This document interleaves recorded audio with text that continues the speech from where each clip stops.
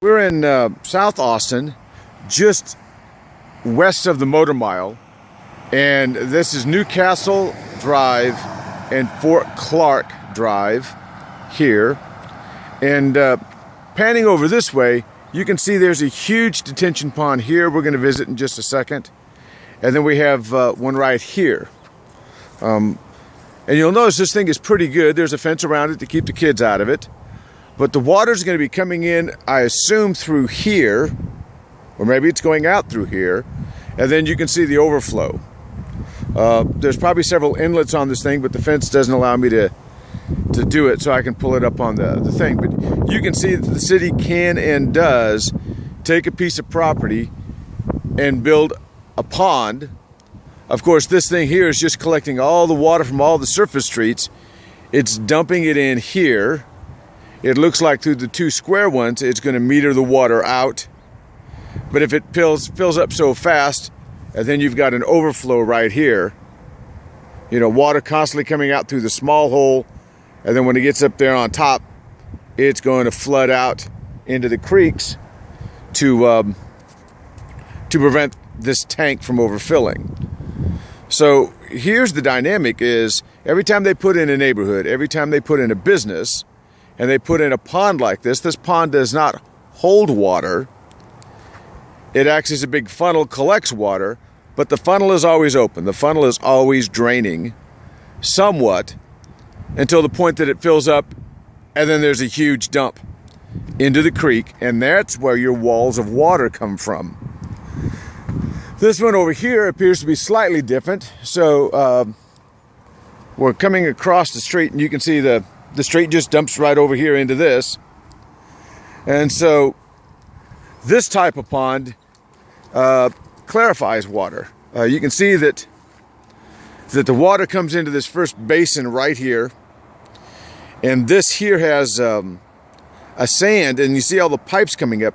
That means there's a series of pipes underneath with cloth on it. So the water perks through the sand and then comes out. But if it gets so much water that it starts to overtake this wall, about halfway up is what they call a gabion wall. That's these rock walls. Then it floods into this area, and then before it overfloods, it goes through that big thing right here. We'll walk around and catch that. That's the overflow basin here. So again, you've got a pond over here, a huge pond here, and there's a third one right around the corner that covers the stuff from Auto Nation. So you can see the sheer size of these ponds. Somebody's engineered this so they know how much water's coming into these things from all these new neighborhoods, or when these neighborhoods were built. And again, the dynamic is did they bother to calculate? So did they bother to calculate how much water's coming in and being dumped into the streams, and then at what point the streams are just overwhelmed? But yet they keep on adding more and more of these ponds, more and more neighborhoods, dumping it into the same streams without adjusting the stream's width and holding capacity. And then they act really surprised when neighborhoods start to flood. So we've come around this way. You can see how the settlement pond is this way, and then here you have the overflow. You can see the amount of water that's allowed to go through this.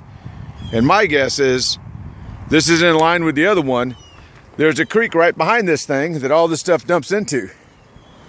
And you talk about why we had that wall of water all of a sudden come down at Onion Creek, is because all of these ponds started dumping their volumes in at the same time, or collectively, and created the problem.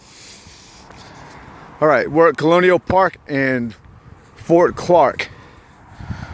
You can see that they've actually put a berm here to hide the pond, because ponds are ugly. Not really, but it just kind of helped cleaned it up. This is surely what they could do over here in the Fairview neighborhood.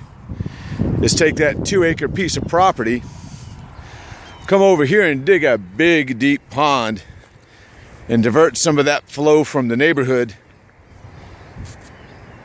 and tank it. Make the thing 4 times as deep as this. And instead of dumping it into a creek, let's hold the water, and then we can use the water for other things, or pump the water out slowly after the flood event and put it back in the creek after the waters have gone down. All right, end.